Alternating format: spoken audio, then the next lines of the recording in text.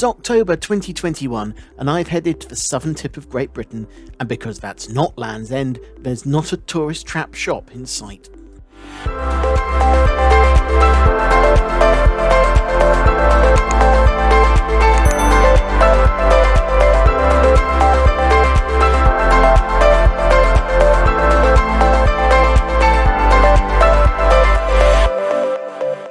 Located in the far southwest of Cornwall, Penzance is the main centre for the area. Whilst stone circles and Celtic crosses abound in the landscape surrounding the town, the first mention of Penzance as a settlement isn't until 1284.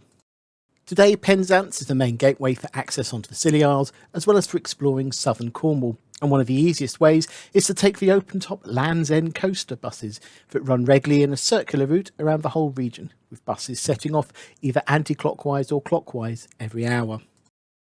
Starting in Penzance, the anti-clockwise route I took starts by heading along the coast to Marazion, a jumping-off point for St Michael's Mount, linked by a tidal causeway to the mainland, before turning inland to cross the width of Cornwall to the north coast at St Ives.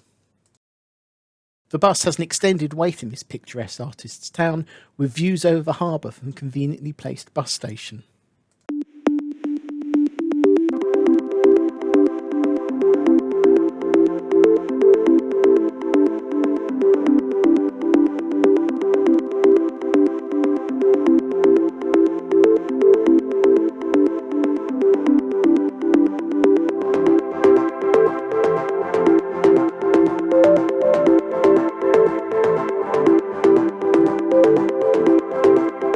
From St Ives, the bus heads out across the dramatic, windswept North Cornish coast.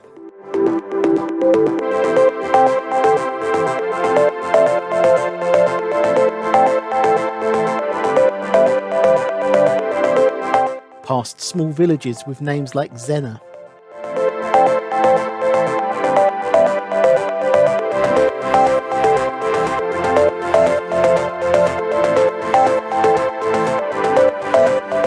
And further on, past the industrial heritage of Cornwall, with the former chimneys and pump houses, a testament to the history of mining in the area.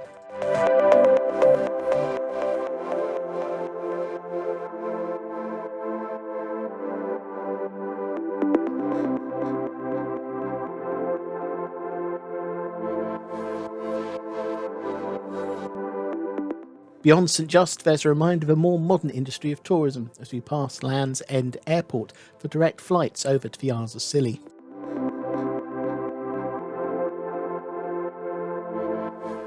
And then it's back down to sea level in the stunning Sennan Cove.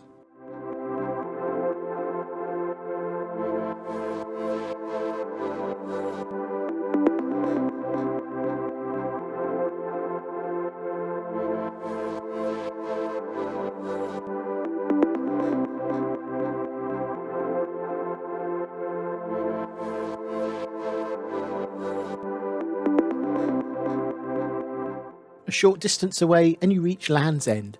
Once again, the bus has an extended wait here and passes the bus going in the opposite direction.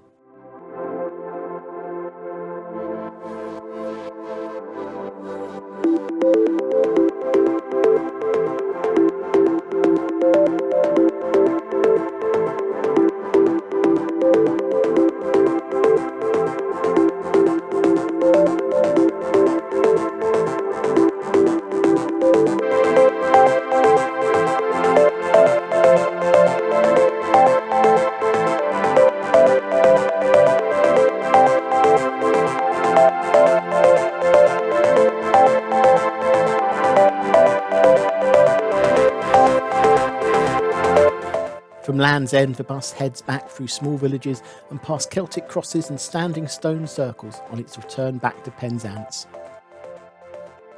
with a final dramatic descent down from the highlands to sea level, past the harbour of Newlyn and back to the bus station in Penzance.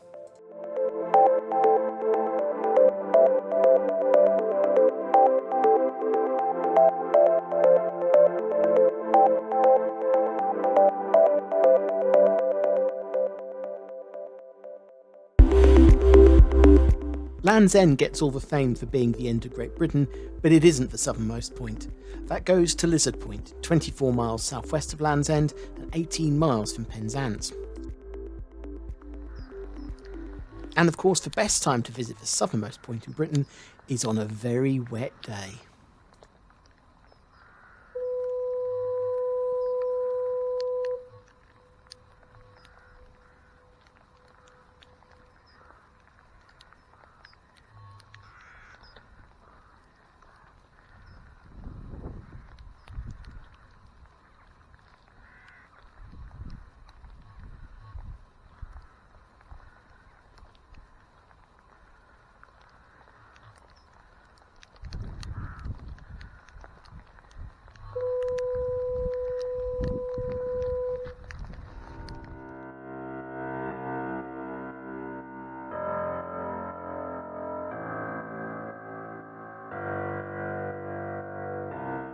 At 49 degrees, 57 minutes, 30 seconds north, Lizard Point is the southerlymost place on the island of Great Britain, nearly 1,000 kilometres from Dunnet Head in Caithness, the northernmost point on the island.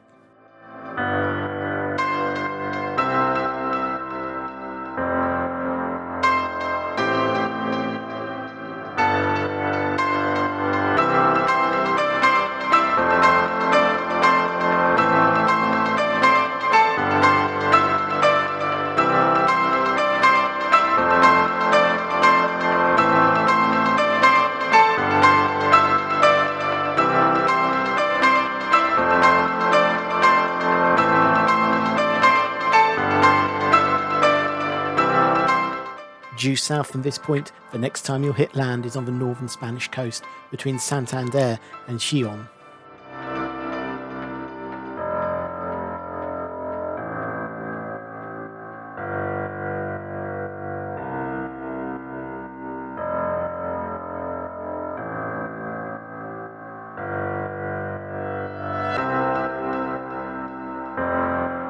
Unlike Land's End, which is almost completely covered in visitors' attraction, the Lizard Point has just a small cafe and the lighthouse, whose foghorn was sounding when I arrived.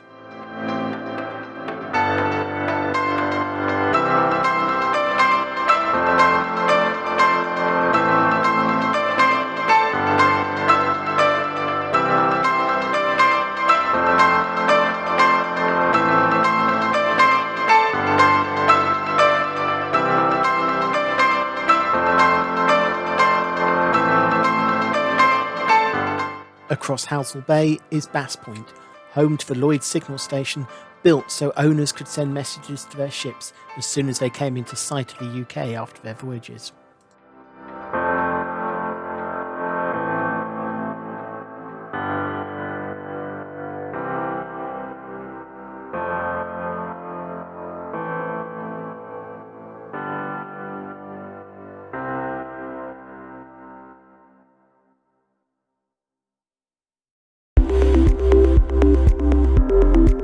A lot closer to Penzance is Marazion. This small town is the start point for the half-mile causeway that heads out to St Michael's Mount. At high tide, St Michael's Mount becomes an island, and the only way on or off is via boat. But for a few hours at each low tide, the man-made causeway creates a dry way of walking out to the island.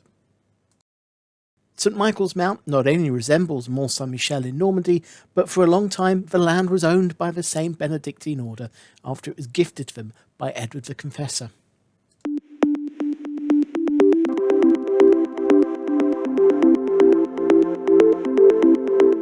For once not a victim of Henry VIII, the abbey was dissolved as part of a dissolution of alien houses, a side effect of a war with France, by Henry V.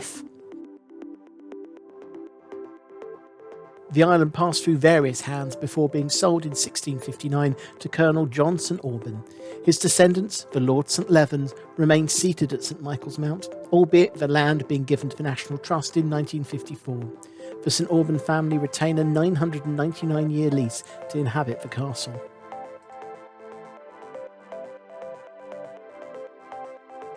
The harbour was improved in 1727 and became a flourishing seaport, and by 1811 there are 53 houses and 4 streets on the island.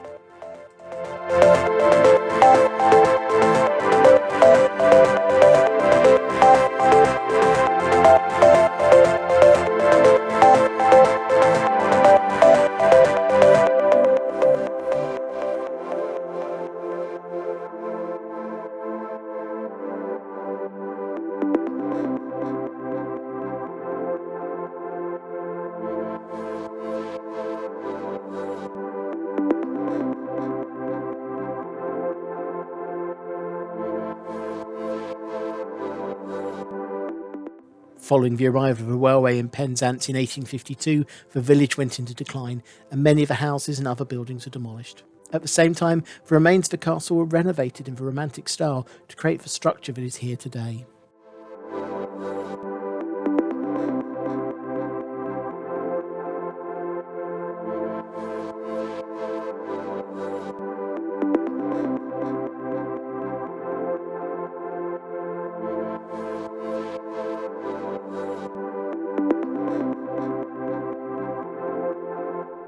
You can explore most of the castle, and from the battlements and roof, taking the views across to the mainland or out to sea.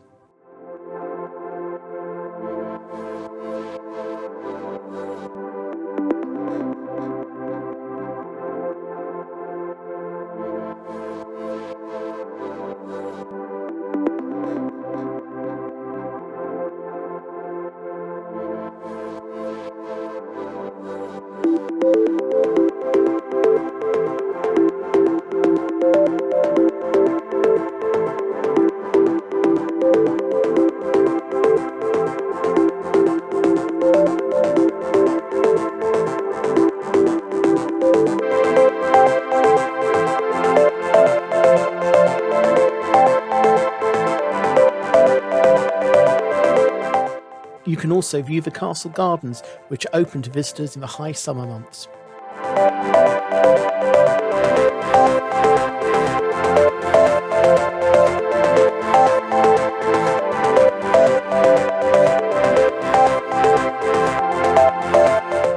Or visit the 15th century chapel of St Michael.